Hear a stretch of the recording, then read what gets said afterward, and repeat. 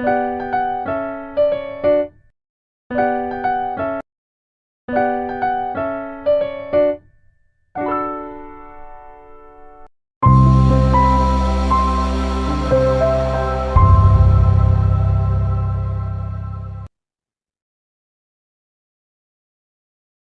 حلف منفس قدوس كم مايرينا دوم دما منفس قدوس كم محتم زبل كنرينا أملاخ سمو تمسكن يكون منفس قدوس كم محتم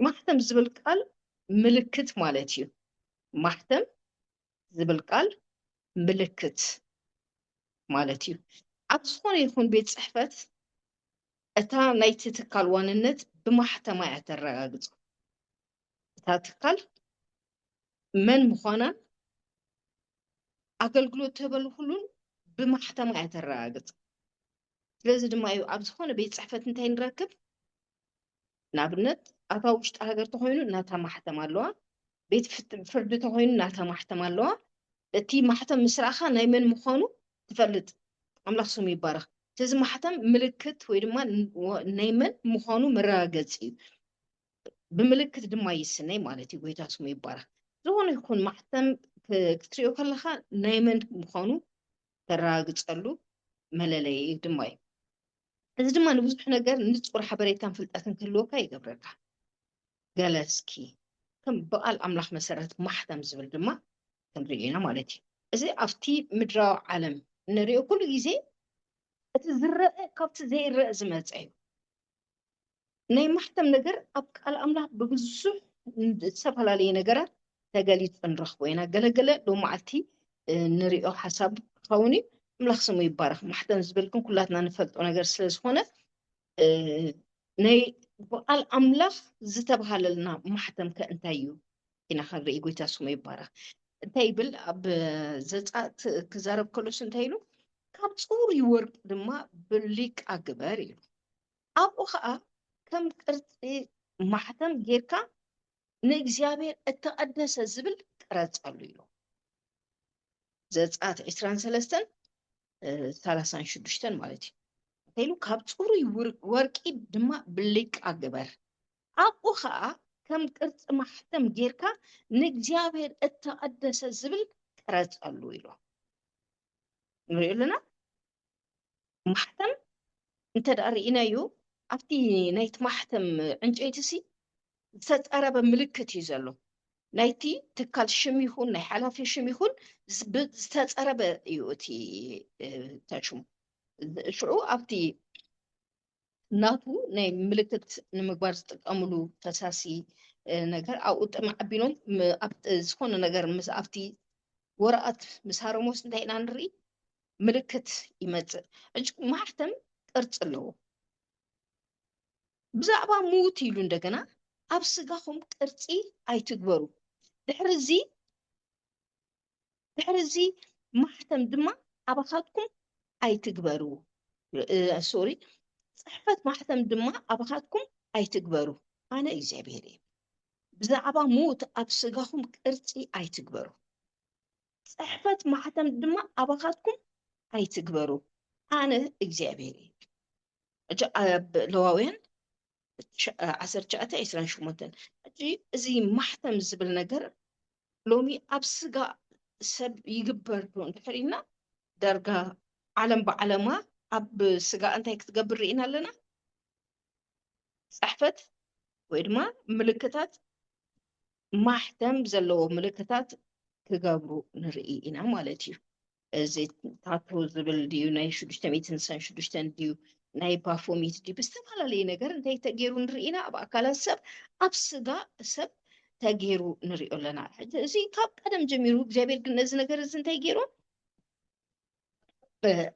ከይትገብሩ ኢሉስ እንታይ ገይሩ ነይሩ እዩ ኣጠንቂቑ ነይሩ ኣምላኽ ስሙ ይባረክ እጅሎም ግን እዚ ነገር እዚ ወላ ኣመንቲ ገይሮም ወይ ካትሪ ወላ ኣመንቲ ምስኮኑ ወላ ናብዚ ነገር እዚ ከም ፎርማ ዝመስሎ ሰብ ብዙሕ ነገር ግን ፎርማ ዘይኮነ እዚ ምልክት እዚ ምስ ብደም ኪዳን እዩ ዘእትዎም እንተዳሪእናዮ ብገሊኡ ብምንታይ እዩ ኣብ ገሊኡ ምልክት እዩ بدقة زكبر محتم قالي أجن بمنقاس هوني أجي بمنقاس زكبر كل جزء أنت هلو نايدم ملك زي موت علو أتدم دمان تاي زكبري كيدانيو أجي زنقر زيبر زتسألون زخونون مخانو دما كي تقبرو إلو لوغو يتاسمو يبارا بزعبا موت أبسقاهم كرتي أي تقبرو صحفت محتم دما أبخاتكم أي تقبرو أنا إجزابيري كل يريو كل علامة دما أنا خا إجزابير يفلتو فلزي إجزابير أي تقبر كبلك خلو إجزابير زفلت أنا قرس لزلو ويو أي تقبر إلو أملاختم يبارخ إجزابير كأيلو ندقنا بمأكل كتما بمأكل يروساليم حلف مويلو نتوم زغهيون نتوم بزعبا أتي أما أكلا زغبر زلوت إياف زغهيون زتكزون سي أب جنبارهم محتم جبرلهم بلو هزكيل 9:4 زي أفليز بلت ملأختيا كافتنا قدمنا خلرين نحنا مالتي انت إلو زلو اجزابير كايلو بمأكل تاختما بمأكل يروساليم حلفمو نتوم زغهيو بزعبا انت يزغهيو بزعبا عنوتا بزعبا صيافا بزعبا تأو زغبر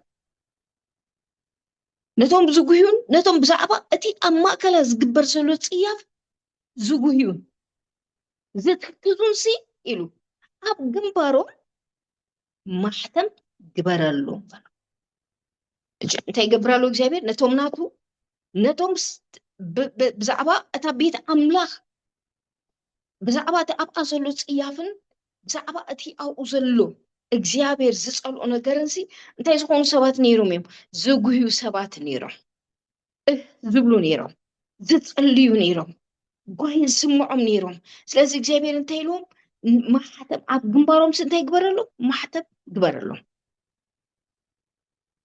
من محتم زقبر من بس أملاخ محتم زقبر أملاخ سمي بارا يسوع كريستوس قويته كم ما أدسي جميركم نأرجوت نقبازن نقرازن نقولوعن نأنستن قتلو أتصنتو نتوم محتم زلوم جنا أي تقربوهم نساتهم كأ أب إدمي إتابيت زلو أرجوتي جمرو نساتهم كأ ካብ ቅድሚ እታ ኣብ ቤት ዘለው ኣረገውቲ ጀመሩ ይብል ሕዝቅኤል 9:6 ንሪኦ ኣለና መጀመርታ ነቶም ብዛዕባ እዛ ቤት መቅደስ እዚኣ ዝጉህዩ ብዛዕባ ፅያፋ ዝትክዙንሲ ኣብ ግንባሮም ማሕተም ግበረሎም ኢልዎ ሕዝቅኤል ይኹም ዝብሎ ዘሎ ኣምላኽ ስሙ ይባረኽ ድሓሪ እንታይ እቶም ማሕተም ዘይብሎም ግና ንኩሎም እንታይ ይግበርዎም ንኩሎም ኣፅንትዎም ኢሉ እግዚአብሔር ካብዚ ይሰውረና ስለዚ ኣሕወተይ ኣብ ቤት ኣምላኽ ብዝግበር ነገር ኣብ ቤት ኣምላኽ ብዘሎ ሻራ ኣብ ቤት ኣምላኽ ብዘሎ ሕሜት ኣብ ቤት ኣምላኽ ብዘሎ ምፍልላይ ኣብ ቤት ኣምላኽ ብዘሎ ዓመፅ ኣብ ቤት ኣምላኽ ብዘሎ ፅያፍ ዝጉህዩ ኩሉ ግዜ እንታይ ኣለዎ ኣምላኽ እንታይ ይገብሩ እዩ ጓሂኦም ይርኡ እዩ ሰኢልካ ጓሂ ዝኸውን ነገር የለን እዚ ሎሚ ንዝስማዕ በቲ እንሪኦ እንሰምዖ ነገር ጓህዲ ዝስማዓና ወላስ ብሸለልትነት ከም ኩሎም ሰባት እንዳሓመና ኢና ንሓልፎ ኩሉ ትሪኦን ኩሉ ትሰምዖን ከኒ ክትዛረበሉ ድዩ ዘለካ ኣይኮነን ብዘይ ዘረባ ትሓልፎ ነገር እኮሎ ብፀሎት ጥራይ እግዚአብሔር እዚ ልቢ እዚ ይተዓረ እዚ ሓሳባት እዚ ይቀደስ እዚ ምርዳእ እዚ ይፈወስ ኢልካ ትሓልፎም ነገራት እኮ ብዙሕ ኣለዎ ምክንያቱ ኣብ ሰባት ብዙሕ ጌጋ ስለ ዘሎ ነገር ግን ኣብ ክንዲ ብፀሎት ኣብ ዕዳጋ ሕሜት ተውርዶ ኣብ ዕዳጋ ሕሾክሾክ ተውርዶ ነታ ቤት ድማ ነታ ማሕበር ኣምላኽ ድማ የሕሊፍካ ንኣጋንንቲ እንድሕር ደጋ ከፊት ትኸፍተላ ኣለኻ ኮንካ እግዚአብሔር ንዓኻ ይርኤካ ኣሎ ይርኤካ ከም ዘሎ ኩሉ ግዜ ዘክር ኣምላኽ ነቶም ከም ቃሉ ገይሮም ዝቃትቱ ከም ቃሉ ገይሮም ዝጉዩን ዝትክዙን ኣብ ቅድሚ እግዚአብሔር ድማ ስለታ ቤት ዝወድቁ ስለ ኣገልገልቲ ይኹን ስለ ምእመን ይኹን ዝብሉ ሰባት እግዚአብሔር እንታይ ይገብረሎም ምልክት ኣለዎም ቃንዞኦም ቃንዛ ኮይኑ ኣይተርፍን እዩ እግዚኣብሔር ስሙ ዝተመስገነ ይኹን።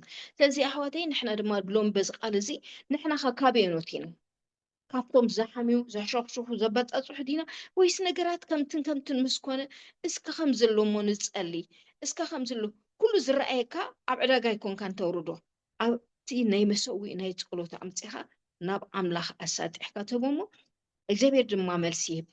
ሓደ ሓው እንታይ ይብል ነይሩ ኣብ ምዕጥር ከለና ብዛዕባ ኣሕዋትኩም ዝጓኹሞ ነገርሲ ምስ ኣምላኽ ኮንኩም ሕመይዎ እምበር ምስ ሰብ ኮይንኩም ኣይትሕመዩ ኢሉ። እንድሕር ምስ ኣምላኽ ኮይንካ ትሓሚ ኣለካ ትነግሮ እንድሕር ኣለካ ጎይታ ሃፍተይ ከምዚ ገይረ ሓወይ ከምዚ ገይሩ ሪኢካዮ ኣለካ ሰሚዕካዮ ኣለካ ከምዚ እኳ እዩ ገይሩ ኢልካ ክትነግሮ ከለካ እግዚኣብሔር እንታይ እዩ ዘምፅእ መፍትሒ ደምፀልካ። ምስ ሰብ ክትዛረበሉ ከለካ ግን ካብ ሕሜትን ካብ ሰይጣን ዝጥቀመሉ ኣፍ ደገ ምኽፋትን እንተዘይኮይኑ ምንም ተስልጦ ነገር የለን። እምበኣር ኣሕዋተይ ስለ ቤት ኣምላኽ ዝጉህዩ ስለ ቤት ኣምላኽ ዝትክዙ ስለቲ ኣብኣ ዘሎ ርክሰት ኣብ ቅድሚ ኣምላኽ ብብርኮም ዝብሉ ሰባት እንታይ ኣለዎ እግዚኣብሔር መልሲ ኣለዎ። እዞም ሰባት ካብ ኣምላኽ ዝኾነ ምልክት ኣለዎም ናይ እህልታ መልሲ ዝቕበልሉ ግዜ ድማ ኣለዎም። እግዚኣብሔር ስሙ ይባረኽ። እቲ እግዚኣብሔር ክጅምር ከሎ ኣብ ጴጥሮስ ዋላ ከምኡ ተዛሪብሎ እግዚኣብሔር ክጅምር ከሎ ስመፃዕቲ ብመን እዩ ዝጅምር? ብቤቱ እዩ ዝጅምር። ስለዚ ነቲ ብቤቱ ክጅምር ከሎ እዞም ምልክት ዝተገበረሎም ሰባት ግን እንታይ ይኮኑን ካብ ቆልዑትን ኣንስትን ኣጓዝን ጎራዙትን ሰብኡትን ኣረገውትን ጀሚርካ ብምሉኦም እንታይ ግበሮም ኢሉ ቀተሎም ኣፅንትዎም ኢሉ ነቶም ማሕተም ዘለዎም ግን ኣይተቕረብዎም ኢሉ። እጅን እቲ ናይ ሞት ኣጀንዳ እዚ ናይ ሞት ነገር እግዚኣብሔር ናይ ሞት ትእዛዝ ምስ ኣመሓላለፈ እዚ እንታይ ግን ኢሉ ማሕተም ዘለዎም ምልክት ዘለዎም ግና ኣይተቕረብዎም ኢሉ። ንሳቶም እንታይ ዝገበሮም እግዚአብሔር ምልክት ዝገበረሎም ከም ልበይ ዝበሎም እህቶኦም ዝረኣዩ ንባዓቶም ዝረኣዩ እግዚአብሔር እንታይ ይገብር? ነዚኦም ምልክት ይገብር። እግዚአብሔር ኣምላኽ ስሙ ይባረክ። እንደገና ከይዶም ነቲ መቃብር ኣፅንዕዎ ኢሉ ነቲ እምኒ ድማ ምስቶም ሓለውቲ ኮይኖም ማሕተም ገበረሉ ኢሉ ኣብ ማቴዎስ 27:26 ንየሱስ ክርስቶስ መጀመርታ ንሞት ሓሊፎም ምስ ሃብዎ እንታይ ገይሮም ምስ ሞተ ምስ ተቐበረስ ከይዶም ናብ ሄሮድስ እንታይ ኢሎም እቲ መሲሕ ብሂወቱ ከሎ ድሕሪ 3 መዓልታት ሲኢሉ ነይሩ እሞ ተሲኡ ከይብሉ እሞ ካብቲ ቀዳመይቲ ክሳብ ካልአይቲ ጌጋ ከይተዓዝዝ እንታይ ግበረሉ ኢሎም ሓለውቲ ሃበና ኢሎም ሂዱ ከም ፍልጠትኩም ጌርኩም ሓለው ኢሉ ሓለውቲ ይቦም ነቲ መቃብር ከይዶም ከዓ እንታይ ገይሮምሉ ማሕተም ገይሮምሉ። ኣምላኽ ስሙ ይባረክ። እቲ ማሕተም ሰባት ደይሕዞ ግና እቲ እምንሲ ከፊትዎ ጥራሕ ኣይኮነን። እቲ ማሕተም እንታይ ገይሩ ተገልቢጡ እዩ። ኣምላኽ ስሙ ይባረክ። ማሕተም ሰብ ዝገበሮ ማሕተም እግዚአብሔር ይግምጠሉ እዩ። ስም እግዚአብሔር ዝተመስገነ ይኹን። ሰብ ዝገበሮ ማሕተም እንታይ ይግበር? እግዚአብሔር ይግልብጦ። ሃሌሉያ።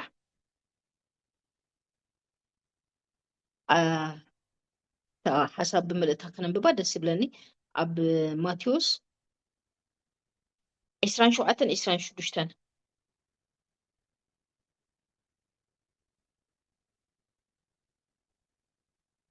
እንታይ ኢሉ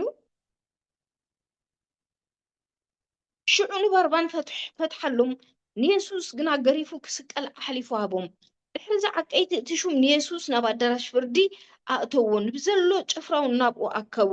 ክዳኑ ኣንጢጦም ከዓ ቀይሕ ባርኖስ ከደንዎ ካብ እሾህ ኣክሊል ተኒጎም ኣብ ርእሱ ደፍኡሉ። ኣብ የማናይ ኢዱ ዘንጊ ኣትሒዞም ከዓ ኣብ ቅድሚኡ እናተደፍኡ ንጉስ ኣይሁድ ከመይ ኢኻ ኢሎም ኣላገፅሉ ጡፉ በልሉ። እቲ ዘንጊ ኣግዲፎም ከዓ ርእሱ ወቅዕዎ።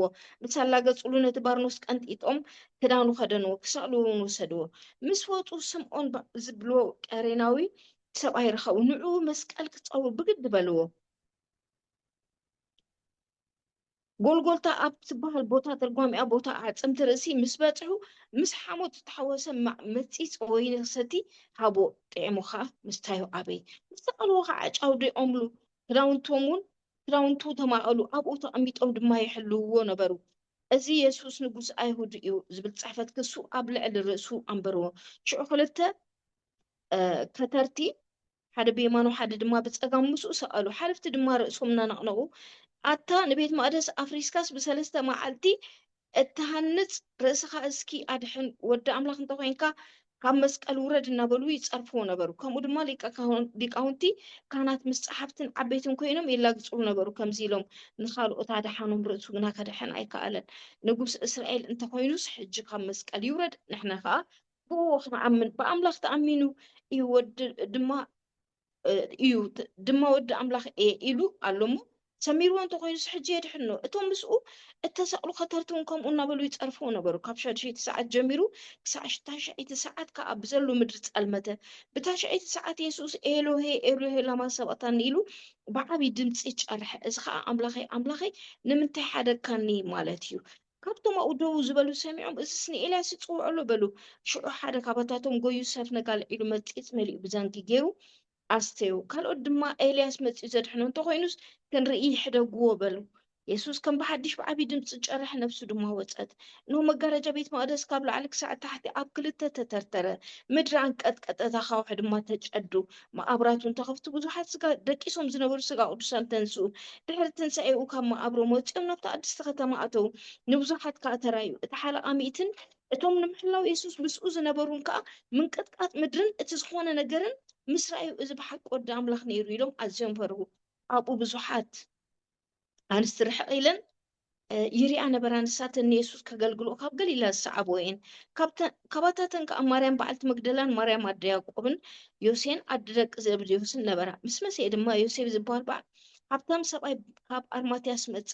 ንሱ ከዓ ወደ መዝሙር የሱስ ኮይኑ ንሱ ናብ ጲላጦስ ከይዱ ስጋ የሱስ ስለመኖ ሽዑ ጲላጦስ ገቦ ኣዘዘ። ዮሴፍ ነቲ ስግኡ ወሲዱ ብሓድሽ በፍታ ገነዞ ንርእሱ ኢሉ ኣብ ከውሒ ኣብ ዝወቀሮ ሓድሽ መቃብር ኣንበሮ። ነቲ ኣፍ መቃብርካ ብዓብይ እምኒ ዓፂዎ ኸደ። ኣብኡ ማርያም በዓልቲ መግደላን እታ ካልኦት ማርያምን ኣብ ማዕዶ መቃብር ተቐሚጠን ነበራ። ንፅባሒቱ ድሕርታ ምድላው ትውዕል መዓልቲ ሊቃውንትን ካህናትን ፈሪሳውያን ናብ ጲላጦስ ተኣኪቦም ጎይታ ኢሎም እጅ ንሪኦ ኣለና። ኣብዚኣ ነጥቢ ሓሳቡ ብምሉእ ክንሕዞ ስለ ዝደለኹ እቲ መስሓቲ ብሂወቱ ከሎ ድሕሪ 3 መዓልቲ ክትንስኤ ከም ዝበለ ዘከርና እዩ።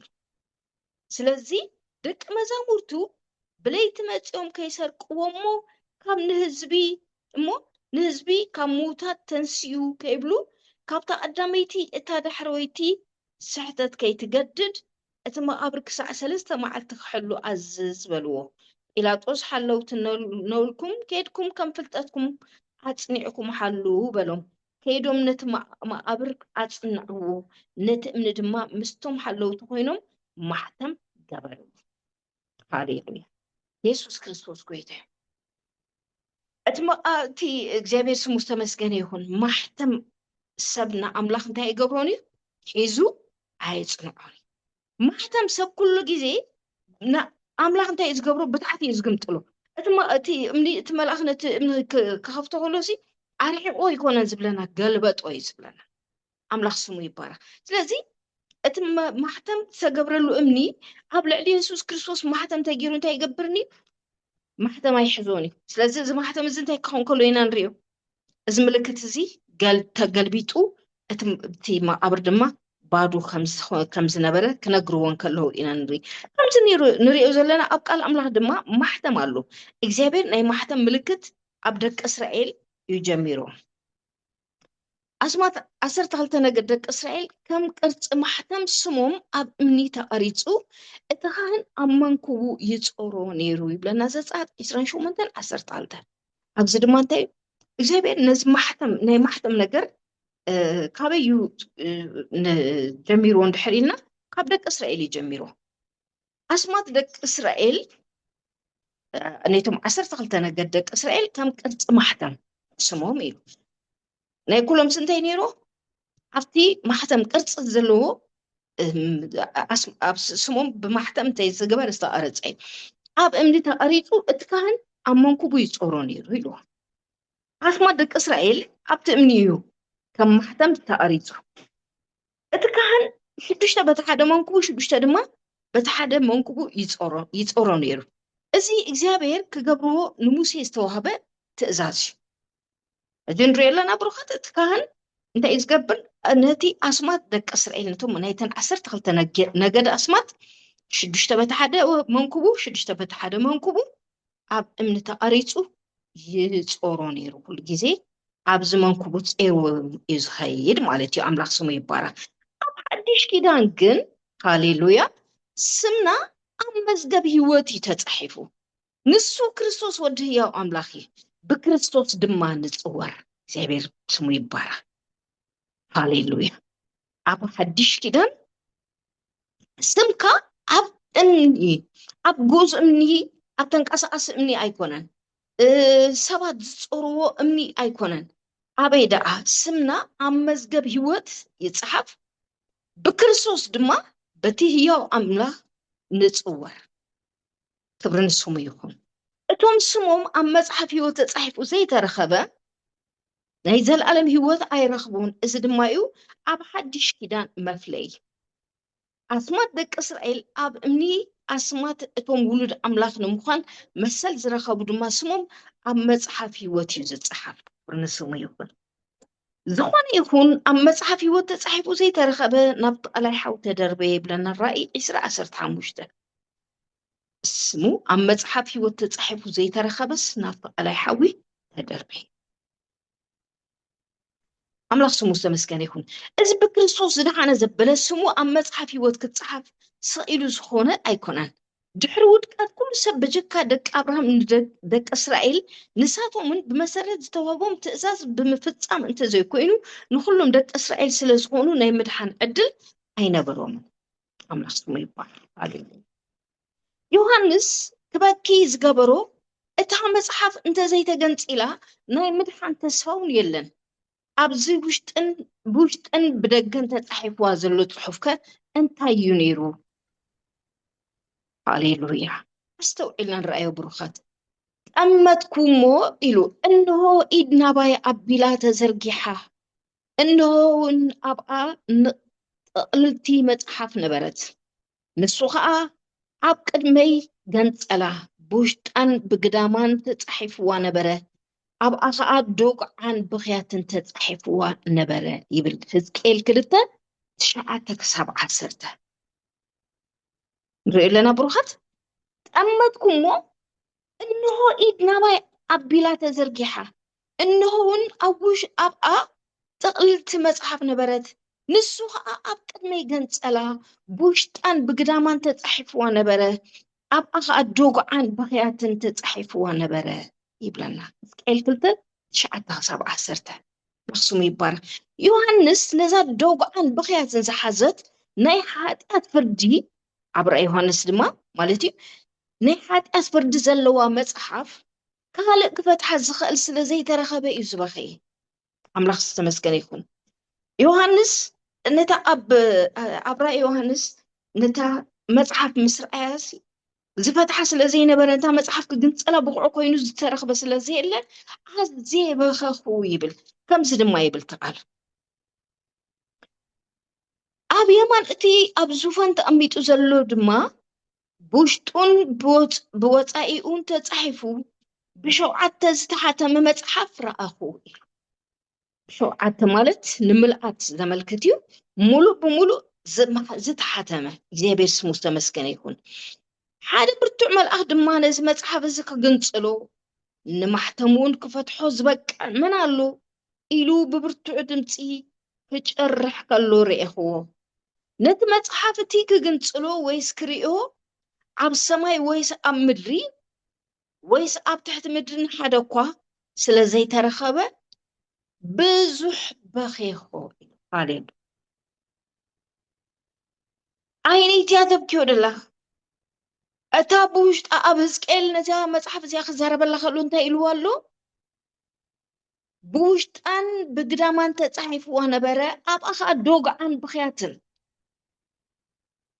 ሓጢኣት ኩሉ ግዜ ናብ ሞት ዘብፅሕ ጎደና ናይ ዘለኣለም ፍርዲ ዘለዎ ከቢድ ስቃይ ዝተሓልፈሉ ስፍራ ዘብፅሓካ መንገዲ እዩ። እቲ ኩሉ ሰብ ድማ ብቅድሚ ኢየሱስ ክርስቶስ ዝነበረ ኩሉ ሰብ ኣብ ትሕቲ እንታይ ነይሩ እንድሕር ኢልና ኣብ ትሕቲ ፍርዲ። ነገር ግን እግዚአብሔር ካልእ ዝከሓሰሉ ካልእ ነቲ مجمرتا እግዚአብሔር ዝተዛረቦ ናይ ኪዳን ቃል ምስ ኣዳም ዝተዛረቦ ኣዳም ድማ ዘፍረሶ ብድሕሪኡ እግዚአብሔር ነቲ ደገ ዝዓፀወሉ ማሕተም እንታይ ክገብሮ ክፈትሖ ዝኽእል ሰብሲ ኣይተረኸበን። ስለዚ ድማ እንድሕር ደኣ እዚ ነገር እዚ መፅሓፍ እዚ ዝግንፅሎ ወይ ድማ ዝፈትሖ እንድሕር ደኣ ዘይተረኺቡ ናይ ምድሓን ተስፋ የለን ማለት እዩ። ሽዑ ካብቶም ሽማግለታት ሓደ ድማ ኣይትብከ። አሜን ሃሌሉያ። እነሆ እቲ ካብ ነገድ ይሁዳ ዝኾነ አንበሳ እቲ ሱር ዳዊት ነቲ መጽሐፍ ክግንጽሎን ነቲ ሸውዓተ ማሕተሙን ክፈትሖን ስዒሩ ኣሎ በለኒ። ራእይ 5 ካብ 1 ክሳብ 5 ዘሎ ሓሳብ ማለት እዩ። አምላክ ስሙ ይባረክ። ዘገርም ምድሓን እቲ ኣባኻ ዝነበረ ማሕተም ምስክር ሓጢአት ምስክር ፍርዲ ብማንም ክፍታሕ ወይስ ክግንጸል ተስፋ ዘይነበሮ ብሸውዓተ ዝተሓተመ መጽሓፍ ክግንጽሎ ብቕዓት ዘለዎ ቅዱስ ወዲ ኣምላኽ ህያው ገንሸል ምድሓና ንሱ ጥራሕ እንታይ ኮይኑ ብቑዕ ኮይኑ ዝተረኸበ ናይ ይሁዳ አንበሳ ወዲ ዳዊት ስዒርዎ ብኡ ድማ ተፈቲሑ። ስም እግዚአብሔር ይባረክ። ሃሌሉያ። ኢየሱስ ነቲ መጽሐፍ ክግንጽሎ ነቲ ማሕተም ነቲ ሸውዓተ ማሕተም ድማ ክፈትሖስ ስዒሩሎ በለኒ። እቲ ናይ ይሁዳ አንበሳ ሃሌሉያ እቲ ሱር ዳዊት ነቲ መጽሐፍ ክግንጽሎ ነቲ ሸውዓተ ማሕተሙ ክፈትሖን ስዒሩሎ በለኒ። ስም እግዚአብሔር ይባረክ። ኣብቲ ጎይታ ዝሰዓረሉ ሃሌሉያ ኣብቲ ጎይታ ዝሰዓረሉ ኣብቲ ናይ ዓወት ዋጋ ሓጢአት ዝተኸፈለሉ ዘመን ብምህላውና ነዚ ዕድል እዚ ብምርካብና ስም እግዚአብሔር ይባረክ። ክብሪ ንስሙ ይኹን። ጎይታ ነቶም ነዚ ዋጋ እዚ ንምቕባል ብርሃን ዝረኸቡ ናቱ ምዃኖም ዝምስክር ማሕተም ገይሩሎም ናተዩ ዓዲገዩ ዋግኡ ክፉል እዩ ኣባል መንግስቲ ኣምላኽ እዩ ዝብል ምልክት ማሕተም መንፈስ ቅዱስ ገይሩሎም። ክብሪ ንስሙ ይኹን። ባር ኣብ ሓድሽ ኪዳን ዘለና ማሕተም መንፈስ ቅዱስ ሃሌሉያ እቲ ጽኑዕ መሰረት ኣምላኽ ግና ቆይሙሎ እዚ ማሕተም እዚ እውን ኣለዎ ኢሉ እግዚአብሔር ነቶም ናቱ ዘበሉ ይፈልጦም እዩ። ስም እግዚአብሔር ሰሚ ዘበለ ኩሉ ካብ ዓመፃ ይርሓቅ ይብል ኣብ 2 ጢሞቴዎስ 2:19 እንታይ ኢሉ እቲ መሰረት ኣምላኽ ግና ቆይሙ ከሎ ግና ቆይሙሎ ኢሉ እዚ ማሕተም እዚ እውን ኣለዎ። ባራ ብሓድሽ ኪዳን ማሕተም መንፈስ ቅዱስ ተገይርልካሉ እግዚአብሔር ስሙ ይባረክ። ግና እቲ ብክርስቶስ ገይሩ ምሳኻትኩም ዘጸናንዓናን ዝቐብአናን እቲ ዝሓተመናን ኣብ ልብናውን ዕርቡን መንፈስ ዝሃበናን ኣምላኽ ንሱ እዩ። 2 ቆሮንቶስ 1:21 ክሳብ 22 ንሪኦ ኣለና ብሩኻት። ግና እቲ ብክርስቶስ ገይሩ ምሳኻትኩም ዘጸናንዓናን ዝቐብአናን እቲ ዝሓተመናን ኣብ ልብናውን ዕርቡን መንፈስ ዝሃበና ኣምላኽ ንሱ እዩ። ባርናሕና እንታይ ተገይሩና ኢልና ማሕተም መንፈስ ቅዱስ ተገይሩልና እዩ። ዕርቡን መንፈስ ድማ ኣብ ልብና ዝተዋሃበና ሰባት ኢና። እቲ ዝተገበረልና ማሕተም እንታይ እዩ ዝዛረብ እንድሕር ኢልና እቲ ምልክት እንታይ እዩ? ናይ እግዚአብሔር ምዃንካ ዝዛረብ ምልክት ብዋጋ ደም ትገንሸል ዝተዓደካ ምዃንካ ዝዛረብ ምልክት። ክብሪ ንስሙ ይኹን። እዚ ምልክት እዚ ኣሕወተይ ኖርማል ምልክት ኣይኮነን። ደቂ እስራኤል ካብቲ ናይ ሞት መልኣኽ ክሓልፍ እንከሎ ነታ ናይ እስራኤል ቤት መለለይ ዝተገበረላ ምልክታ ደም ነይሩ። እንታይ ትብል? ኣብቲ ማዕፆ እቲ መልኣኽ ነቲ ደም ርኡ ጥራሕ እዩ ዝሓልፍ። ደም ዘይብላ ወላ ናይ እንደ እስራኤል እንተኮይና እቲ ምልክት እንተዘይብላ እንታይ ኣይኮይናትን እቲ መልኣኽ መፅኡ ክቐትሎም ምዃኑ እዩ ተነጊሮም። ሎሚ ድማ ንሕና ምልክት መድሓና ደም ኢየሱስ ክርስቶስ ኣባና ብመንፈስ ቅዱስ ማሕተም ምልክት ተገይሩልና። ስም እግዚአብሔር ይባረክ። ሃሌሉያ ክብሪ ንስሙ ይኹን። ምልክት ምድሓንካ ዝዛረብ ደም ኢየሱስ ክርስቶስ ሃሌሉያ ማሕተም መንፈስ ቅዱስ ኣለና። እግዚአብሔር ስሙ ዝተመስገነ ይኹን። መሊሱ እንታይ ኢሉ? ንሱ ድማ ብመዓልቲ ጎይታና ኢየሱስ ክርስቶስ ብዘይ እንተ ክትኮኑ ክሳዕ መወዳእታ ከጽንዓኩም እዩ ኢልና። 1 ቆሮንቶስ 1:8 ግናኸ እቲ ነዚ ዘዳለወና ዕርቡን መንፈስ ከዓ ዝሃበና ኣምላኽ እዩ። ካልኣይ ቆሮንጦስ 5:5 ንስኻትኩምን ብኡ ቃል ሓቂ ናይ ምድሓንኩም ወንጌል ምስ ሰማዕኩም ብኡ እውን ምስ ኣመንኩም ብናይ ተስፋ መንፈስ ቅዱስ ተሓተምኩም። ኤፌሶን 1:13 ክብሪ ንስሙ ይኹን። ሃሌሉያ። በኣር ንሕና ድማ እንታይ ኣለና? ማሕተም መንፈስ ቅዱስ ኣለና። ናይ ምድሓንና ወንጌል ሰሚዕና ምስ ተቐበልና ብኡ ድማ ምስ ኣመና እንታይ ተዋሂብና? ብናይ ተስፋ መንፈስ ቅዱስ ናይ ጌና ተሓቲምና። እግዚአብሔር ስሙ ዝተመስገነ ይኹን። እምበኣር ንሕና እንታይ ኣለና? ማሕተም መንፈስ ቅዱስ ዘለና፣ ምልክት ምድሓን ዘለና፣ ዋጋ ደም ኢየሱስ ክርስቶስ ምዃንና ምልክት ዘለና ሰባት ኢና። ኣምላኽ ስሙ ይባረኽ። ባር እዚ ምልክት እዚ ዘለዎ እንታይ ኢሉ ኣብ ጢሞቴዎስ ክዛረብ ንጢሞቴዎስ ክምዕድሆለስ እንታይ ኢሉ ኣሎ? እዚ ምልክት እዚ ዘለዎ ሰብሲ ኩሉ እንታይ ይግበር? ካብ ዓመፃ ይርሓቅ። ኣብዚ ከነስተውዕለሉ ዘለና ብሩኻት ምልክት ኣለና ማለት ድሕሪ ሕጂ ቆልዓ እንታይ ትኸውንን ኢኻ ዘስምዕ ኣይኮነን። ምልክት ምድሓን ኣለካ፣ ድሒንካ ኢኻ፣ ብደም ኢየሱስ ክርስቶስ ተዓዲግካ ኢኻ፣ እግዚአብሔር ስሙ ይባረኽ፣ መንግስቲ ቀይርካ ኢኻ። ነገር ግን መንግስቲ ምስ ቀይርካ ናይታ መንግስቲ ናብራ ክትነብር ሓላፍነታዊ ግዴታኻ እዩ። እዚ ማለት ኣብ ምድሪ ኮይንካ ናይ ሰማይ ናብራ ትነብር። ብምንታይ ኢና ኣብ ምድሪ ኮይንና ናይ ሰማይ ናብራ ንነብር እንድሕር ኢልና? ብቃል ኣምላኽ መሰረት ብዝተሃነፀ ህይወትን ብፍርሓት ኣምላኽ ክንመላለስን ከለና ብቃል ኣምላኽ ክንህነፅን ኣብ ዝሓለፈ ርኢናዮ ነርና። ሃናፂ ምዃኑ መንፈስ ቅዱስ ንኣምላኽ ዝኸውን ቤት ዝሃንፅ እዩ መንፈስ ቅዱስ ርኢናዮ ነርና። ክብሪ ንስሙ ይኹን። እዚ ማሕተም እዚ ምህላውካ ምልክት ምድሓንካ ዝዛረብ ማሕተም እኳ እንተኾነ ነገር ግን እንታይ የድልየካ እዩ? ኣብ ህይወትና ድማ ብቅድስና ክንመላለስ ይደልየና። እንተዘይኮነ ግን ማሕተም ኣለኒ ኢልካ ከምዚ ኣብ ዘመንና ንሓጢኣት ኣብ ስጋ ዝግበር ሓጢኣት ሲ ስጋን ደምን መንግስቲ ኣምላኽ ስለ ዘይወርስ ዋላ ሓደ ፀገም ይብሉን ዝብል ዝሓዛ ቸርች ስመን ብቸርች ዝሰመያ ቸርችታት ኣለዋ። ነገር ግን ብዘሎ ስጋኻን መንፈስካ ነፍስካ ብዘይ መንቀብ ክርከብ ይተሓሎ እዩ ዝብል ቃል ኣምላኽ። እምበር ማሕተም ዝተገበረሉ ስም እግዚኣብሔር ዝሰሚ ውሉድ ኣምላኽ ዝኾነ ኩሉ ካብ ዓመፃ ይርሓቅ፣ ካብ ሓጢኣት ይርሓቅ እዩ ዝብል። ብክርስቶስ ምህላውካ ማሕተም መንፈስ ቅዱስ ስለዝተገበረልካ ኣካል ማለት ኣይኮነን። እንታይ ዳ እቲ ተገብረልካ ምድሓን ክትሕልዎ ሓላፍነታዊ ግዴታ ኣለካ። እዚ እንታይ ብቅድስናን ብፅድቅን ብዘይ መንቅብ ክንርከብ ይገብረና ማለት እዩ። እዚ ዘይብሉ እንተዳ ኮይኑ ማሕተም ተገይሩለ እዩ ድሒነ ኢልካ እንታይ ዝኾነ ኣይኮነን። ንምድሓንካ ኣወጋዕ ዳጋ ከተእትዎ ኣይግባን። ድሒንካ ምስ ዳሓንካ ምልክት ምስ ተገብረልካ ናይ ምድሓንካ ምልክት ስምካ ኣብ መዝገብ ህይወት ምስ ተፃሕፈካ እውን ትነብሮ ናብራ ከም ቃል ኣምላኽ እንተዘይኮይኑ ምልክት ስለዝተገብረልካ ትተርፍ ማለት ኣይኮንካን። ነዚ ነገር እዚ እንዳብልኩ ሓቅታት ይደሊ ነይረ ማለት ብዙሕ ሰብ ዝደናገረሉ ነገር ስለዘሎ ማለት እዩ።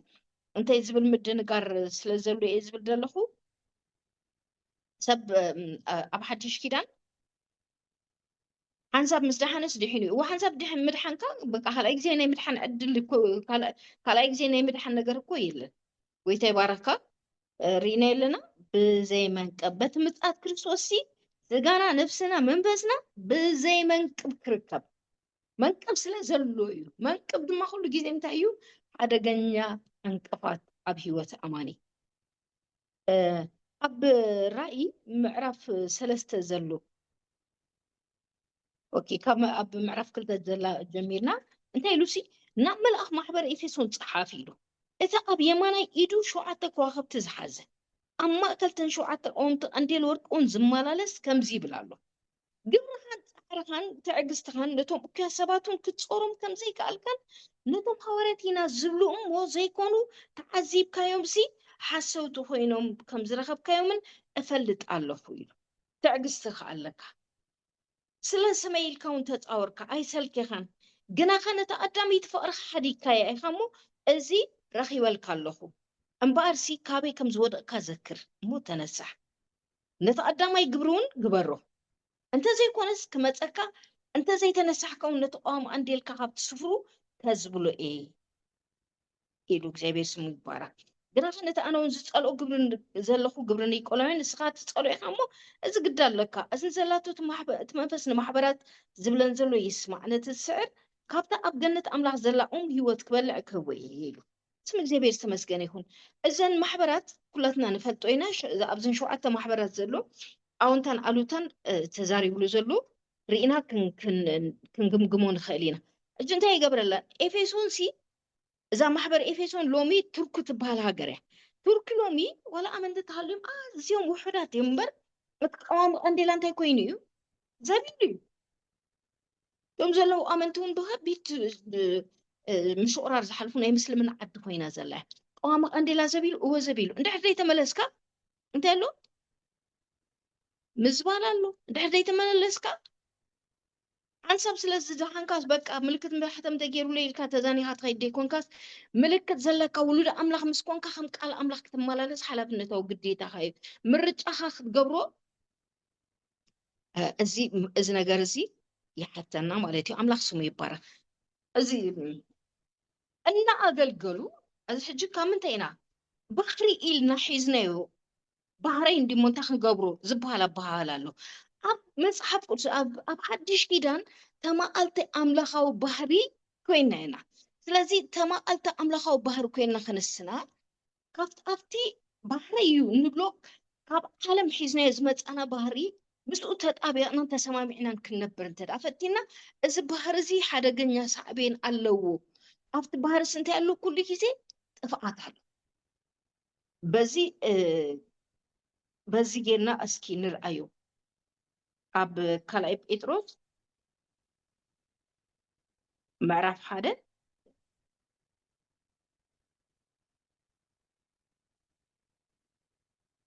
كابتا سي سلسته جميرين ببالخو انت بفلطات كبرون دغنتون زصوعنا املاحاو حيلون هيوتن نفرحات እግዚአብሔርን ዝኸውን ኩሉ ካብ ዝህበና ንሪኦ ለና እቲ ብፍልጠት ክብሩን ደግነቱን ዝፀውዓና ኣምላኻዊ ሓይሉ ንህይወትን ንፍርሃት እግዚኣብሔርን ዝኸውን ኩሉ ካብ ዝህበና ብውሁታ ክብርትን ዓባይን ተስፋ ዝረኸብና ኣብ ዓለም ብፍትወት ስጋ ካብ ዘሎ ጥፍኣት ወፂኩም ተማቐልቲ እቲ ኣምላኻዊ ባህሪ ምእንቲ ክትኮኑ ንሪኦ ኣለና ካብኡ ወፂካ ተማቐሊ ኣምላኻዊ ባህሪ ምእንቲ ክትኮኑ እንታይ የድልየካ ሕጂ ንርአዩ ብትግሓት ዘበለ ተጋደሉ ኣብ እምነትኩም ደግነት ወስኹ ኣብቲ ደግነቱን ፍልጠት ኣብታ ፍልጠት ከዓ ምግታእ ርእስኻ ኣብቲ ምግታእ ርእስኻ ድማ ዓቕሊ ኣብቲ ዓቕሊ እውን ፍርሃት እግዚኣብሔር ኣብ ፍርሃት እግዚኣብሔር ድማ ምፍቃር ኣሕዋት ኣብቲ ምፍቃር ኣሕዋት እውን ፍቕሪ ንኩሉ ሰብ እዚ ነገር እዚ እንተለኩም እናማዕበለ እውን እንተኸደ ንምፍላጥ ጎይታና የሱስ ክርስቶስ ሓካያትን ዘየፍርዩን ክትኮኑ ኣይሓድገኩምን እዩ እቲ እዚ ነገር እዚ ዘይብሉስ ካብቲ ናይ ቀደም ሓጢኣቱ ንርአያ እዚኣ ነስተውዕል ብሩኻት እቲ እዚ ነገር እዚ ዘይብሉስ ካብቲ ናይ ቀደም ሓጢኣቱ ምፅራይ ዝረስዐ ዕውር ነቲ ኣብ ቀረባ ዘሎ ጥራይ ዝርኢ እዩ ስለዚ ኣቱም ኣሕዋትና ንፅዋዕኹምን ምሕራይኩምን ከተፅንዕዎ ኣዝኹም ተጋደሉ እዚ እንተገበርኩም ስከቱ ኣይክተንደልህፁን ኢኹም ከምኡን ናብቲ ናይ ጎይታናን መድሓኒናን የሱስ ክርስቶስ ዘለዓለማዊ መንግስቲ ምእታው ብምልኣት ክወሃበኩም እዩ ስለዚ ምንም እኳ እንተፈለጥኩም ሞ ኣብቲ ዘለኩም ሓቀውን እንተፀናዕኩም ነዚ ነገር እዚ ኩሉ ግዜ ተዘክረኩም ሓሳበዩ ኢሉ ይቕፅል ማለት እዩ ጎይታ ስሙ ይባረኽ እምበኣር እንታይ ከድልየና እዩ ማለት እዩ ንፅዋዕናን ምሕራይናን ክነፅንዕ ክንጋደል የድልየና ነቲ ሒዝናዮ መፃና ክፀሪ በቃል ኣምላኽ መሰረት ኩሉ ግዜ ኣብ ባህርና ክንዓይ ይግባአና ነፍሲ ብዘይ ፍልጠት ክትከውን ፅቡቅ ኣይኮነን ዝብሎ ንምንታይ እንድሕር ኢልና ኣብ ነፍሲኡ ኩሉ ነገር ተጠቕሊሉ ዘሎ ፈቃድ ስምዒት ሓሳብ ዝብል ነገር ነፍሲ እያ ተማእክሎ እንጂ ስምዒታዊ እንድሕር ኮይንካ ኩሉ ግዜ እንታይ ኢኻ ትገብር? ብዙሕ ነገር ኢኻ ተፍርስ፣ ብዙሕ ነገር ኢኻ ተበላሹ። ስምዒታዊ ሕጂ ስምዒትና ኩሉ ግዜ ብመን ክምለኽ ኣለዎ? ፍልጠት ረኺብና ኣብ ትሕቲ መንፈስ ኣምላኽ ነፍሲ ኣብ ትሕቲ መንፈስ ኣምላኽ እናተመላኸት ክትከይድ እንከላ ንስኻ ድማ ብቅድስና እናተመላእካ ኢኻ ትኸይድ። ነፍሲ ግን ብምንታይ እያ ኣብ ትሕቲ መንፈስ ትመሓደር እንድሕር ኢልና ፍልጠት ረኺባ ካብ ድንቁርና ካብ ፀልማት ካብቲ ሒዝዋ ዝፀንሐ ነገር ብፍልጠት እናፀረየት ክትወፅእ እንከላ ኣብ ትሕቲ ግዝኣት ናይቲ መንፈስ ኣባኻ ዘሎ ናይቲ መንፈስካ እንታይ ትገብር? ትግዛእ ማለት እዩ። እንድሕር ደኣ ሒዝናዮ ዝመፀና ባህሪ እዩ ኢልና ቅድም ዝነበረካ ባህሪ ሰይጣናዊ ባህሪ እዩ፣ ኣምላኻዊ ባህሪ ኣይኮነን፣ ኣዳማዊ ባህሪ እዩ። ኣዳም ድማ ብሓጢኣት ስለ ዝወደቐ ናይ ሓጢኣት ባህሪ እዩ ነይርካ። ኣብ ጎይታ ምስ በፃኻ ግን ኩሉ እቲ ስምዒታውነትና ኣንነትና ስጋውነት ዘበለ ኩሉ ብናይ ኣምላኽ ባህሪ ክትካእሲ እንታይ ክንከውን? ካብቲ ብስጋ ዘሎ ጥፋኣት ክንወፅእ እንታይ ክንገብር የድልየና? ዋጋ ምኽፋል ኣብ ሂወትና የድልየና። ባህሪ ዝበሃል ነገር ካብ ኣማኒ ብስም የሱስ ይነቐል። ኣብ ባህርና ብቃል ኣምላኽ ኢና እንታይ ክንገብሮ ንኽእል? ምፅራይን ምቕዳስን ንኽእል።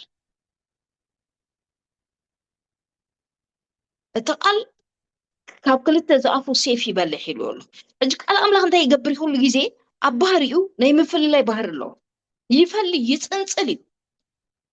ከምቲ ኣብ ዮሃንስ 15 ክዘረብ ከሎ እንታይ ኢሉና ኣሎ? እቲ ኣብ ኣምላኽ ኮይኑ ዘይፈሪ ይፍረድ። ንሪኦ ብጣዕሚ ሓደገኛ ዝኾነ ነገር እዩ ኣሕዋተይ። ሃሌሉያ። ኣብ ወንጌል ዮሃንስ 15 ካብ ሓደ ጀሚርና ንርአያ ኣነ ናይ ሓቂ ጉንዲ ወይኒ እየ ተሃልዩ ከዓ ኣቦ እዩ ነቲ ኣባይ ዘሎ ኢሉ። ሕጂ ጎይታ እዩ ዝብል ዘሎ ብሩኻት ኣበይ ዘሎ? ኣብ ክርስቶስ ዘሎ ነቲ ኣባይ ዘሎ ፍረ ዘይፈሪ ዘበለ ኩሉ ጨንፈር ይረሕቆ።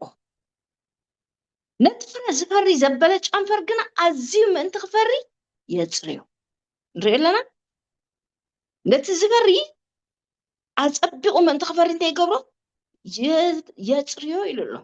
ንስኻትኩም ሰላት ዝነገርኩም ቃል ድሮ ንፁሃት ኢኹም ኣባይ ፅንዕዋነው ናባኻትኩም ጨንፈር ኣብቲ ጉንዲ ወይኒ እንተዘይፀንዐ ካብ ርእሱ ክፈሪ ከምዘይክእል ንስኻትኩም ናባይ እንተዘይፀንዓኩም ከምኡ ኢኹም ኢሉ።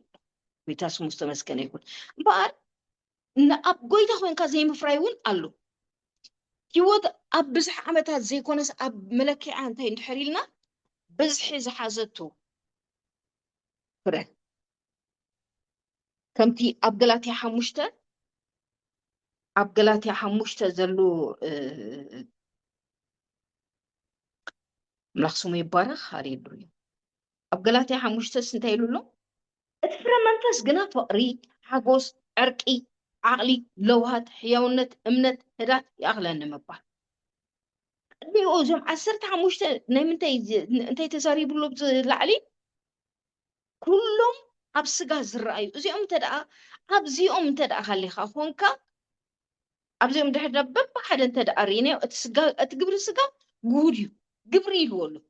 ብስጋ ዝግበር ኣብ ስጋ ዝግበር እቲ ግብሪ ስጋ ጉድ ኢሉ ንሱ ከዓ መንዘር፣ ርክሰት፣ ዕብዳን፣ ኣምልኾ ጣዖት፣ ጥንቆላ፣ ፅልኢ፣ ባእሲ፣ ቅንኢ፣ ቁጣዓ፣ ሻራ፣ ምፍልላይ፣ ዝርግርግ፣ ቅንዓት፣ ቅትለት፣ ስኽራን፣ ጓይላ ከም ዘምሰለ ካልኡን እዩ። እቶም ከም ዘምሰለ ዝገብሩ ንመንግስቲ ኣምላኽ ከም ዘይወርስዋ ከምቲ ቀደም ዝበልኩ ኣቀዲመ እብለኩም ኣለኹ ኢሉ። ሕጂ እዚ ንዓና ዘይምልከተና እዩ ዝመስለና ብዙሕ ግዜ።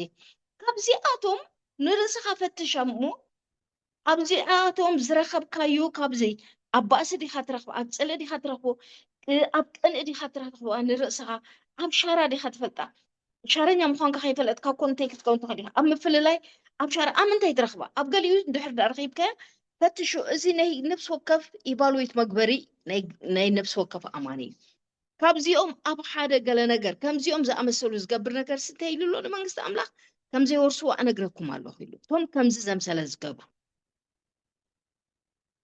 እምበኣርሲ ማሕተም ተገይሩና ማለት ማሕተምና ከምቲ ኣቀዲምና ዝረኣናዮ ብምንታይ እዩ ማሕተም ኮይኑ ዝነብር ኣባና እንድሕር ኢልና ክንጉ ኣብ ቤት ኣምላኽ ኣብ ሓውኻ ዘሎ ድኻም أب حوخا زلو زي كونو عكايدا ولا أب أقل تتريو بتصقلت كتقادل اللو بكاللخا نتاب محبر أملاخ دما كتادحنا كتوف هلخا انتي تهوني ما حتم كان محتم كوينو أباخا نزل علم نافت أميزة ساقرة كان محتم إيو كبرنا أملاخ نقر مس باس تباس مستوم زفلالي يتفلالي بتصلقي بقنقي بشارة نتابيت أملاخ تحمامسها لومي أما بزحتهم أبس مراسي كباب كلتميتي زخونا أسمت زلهم ترشتاتي إنا إلهم زفلايستي ألو بجي كلهم بجكتن عبيتي ترشتات زبالا أتوم ببقوانو أسمات حيزو موتهم زلو سبات انت دعا قربي الكهونتاتهم كتاصنعوا فتينكا كلهم مس أقلقلتهم تبعيسو مستفنج عليهم أب زمن أتي أزيو جنينو زرعين تاين بحرينا نحا أبيت أملا أمونغو نزفتر زي مسممع نمفتحو دايكونسي أتحدا فانينو كافتا تشرش تيقبر ناتو تشرش قبر يفلي كم غير كحتفلي ግን بفطم እግዚአብሔር ዘይቀበሉን ዘይክብረሉን መንገድ እዩ ጸጋ ስለዘለካ ወይ ድማ እቲ ጸጋ ይሰርሕ ስለዘሎ ክንደናገር ይብልና እቶም ብስምካዶ አጋንንቲ አይውጣናን ብስምካዶ ሕሞት አይፈወስናን ኢሎም ዝተዛረቡ እሞ ጎይታ ድማ አቱም ገበርታ ዓመፃ ካበይ ምዃንኩም አይፈልጠኩም ነው ዝበሎም እዚኦም ስጋ መወዳእታ እቲ ጸጎም እንታይ ይገብር ነይሩ እዩ ይሰርሕ ነይሩ እዩ ጸጋ ግን እንታይ ኮነ ነፃ ያብዳ እምበር ባህርኻን ስለስተዓረየ አባኻ ዝመፀ ነገር አይኮነን ከም ዘለኻዮ ከለኻዮ እቲ ጸጋን አገልግሎት ቤት አምላኽ ናባኻ መፅኡ ዝተዋህበክ ባህርኻ ምዕራይ ምስራሕን ግን ሓላፍነታዊ ግዴታኻ እዩ ከም ቃል አምላኽ ዝኾነ ህይወት ክህልወካ ዋጋ ምኽፋል ከምዛ ጴጥሮስ ክንሪኦ ፀናሕና ናትካ ሓላፍነታዊ ግዴታ እዩ አምላኽ ስሙ ይባረኽ ኣብ ሮሜ ምዕራፍ 6 ዘረብ ከሉ እንታይ ኢሉ ኣሎ رزقكم نتبو زي نوع باريكم تكونوا أيتفلتون يكم إيه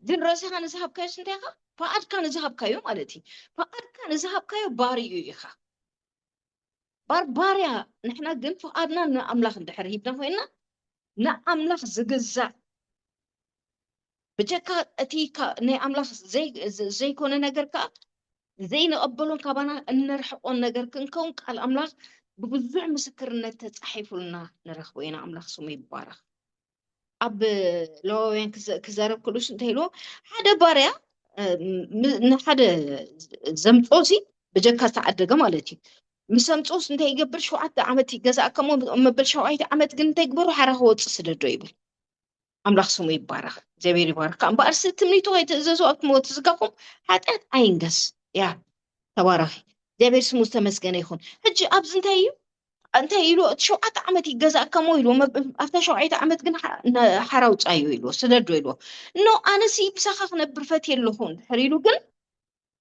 إذنو أفت معطو خير كانت يقبرو إذنو بمسفى أن كله يلو ملكت قبرو يلو تردينا إذني باريازي بجاك أنا من تاي إذنو السوق أرزلون حريلا اتباري أزبلون تزي كوينو نايكال نايمان كم زي اتي جليو اتي ناتو اتي مسؤول زنبر زلو زمتصو زغزو زلو سب بجكا ناتو نايكال كي سمع انت يقبرلو نابكال كي كيد مسقور جيركا سقور يلو اجي زباري ازي فاتي يغزا سلازلو انت يقبرني نابكال اي كيدني تي ازازيو زبولو يزكبر مالتي املاك سمو يبارك احنا دما كلنا انت يلنا نكريستوس تسوعيرنا هنا بفؤادنا هنا نحب بفؤادنا هنا ولد املاخن باري أملاخن كنكونسي فاتينا نقبروي مجمرتا ولود كنكونو كمتي أب كزارب كلوس انتهيلو مسؤو كهونو أسر تغلتا مسمرت أمسي انتهيلو مسؤو كهونو كلكم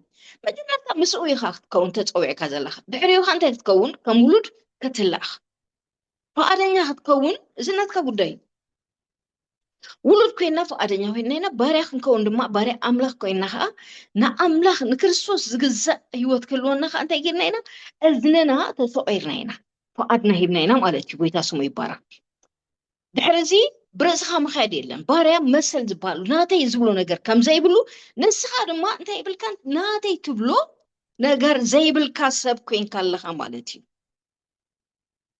بارلومي أتبي أنا كم في الليل وزلنا كابت حساس وأنا كم في الليل كبارنا كم في الليل نمنتا يسب كوراي قطع زخون كوراسي كوراس أدك تبقى يتقبرنا يلو أبيكو كوراس كله أنت يبلون زخور يسب صدق قبر كلني كورا حرقت كأحد جيلو أساسنا كفو زبلت راح يزبط صحيلو بارحواتي توم ناقشتو زمسلنا ويدما بحري إلنا شلل إلنا يمزلنا نقرات لومي كانت صريحة متزيكي إلنا ما حتم سلا زلنا تراي مدحن نخل أيكونا نمو إذا ما حتم سلا زلنا بز ما حتم زي أنت هيك نقبر ريبلنا نتخن كونو زقبأنا نقر كندربيو وشلل كنبلوغن هاي قبأنا نيو ما حتمنا مس منتايو مول ملأت زهلون دحريلنا ناتنا قدسنا وسانيو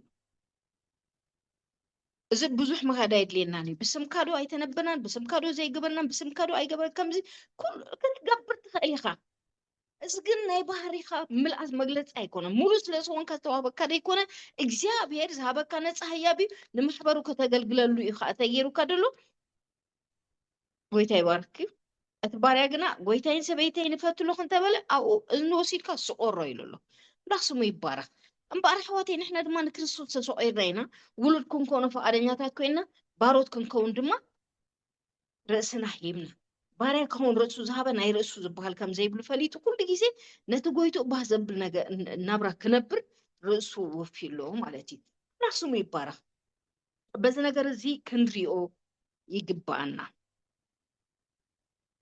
منفسو على محتمالو على دمان دايسكي أفت منفسو علم كل سنتي له محتمالو سيطان وننتي له أفهمناتو محتمالو هذا كون محتم سبت أراويت ويس قصر سمو أنت زي بلو كأدقن كشيت إنكم زي كقل يقبر يبننا أبراي 10 10 شو أتصاب 10 شو منته نرو إلا أنا سيت أنك أنت له نتوم ناتو محتم يقبر እግዚአብሔር ጎይታና ኢየሱስ ክርስቶስ ነቶም ብደሙ ዝተዓደጉ ውሉዱ ማሕተም መንፈስ ቅዱስ ገይሩሎም ኣሎ ሰይጣን ድማ ነቶም ናቱ እንታይ ገይሩሎም ኣሎ ናቱ ዝኾነ ማሕተም ገይሩሎም ኣሎ እቶም ነዚ ማሕተም እዚ ዘይቀበሉ ምስክር ክርስቶስ ዝኾኑ ተሰይፎም ከም ዝሞቱ ቃሉ ይነግረና ራእይ 14 እግዚአብሔር ንሞት ዝጨከነ ልቢ ክህልወና ጎይታ ይደግፈና ብሩኻት ምክንያቱ እቶም ኣብዚ ማሕተም ዘለዎ ዘመን ሰይጣን ነቶም ናቱ ዝኾኑ ክዕድጉን ክሸጡን ማሕተም ይገብረሎም እሞ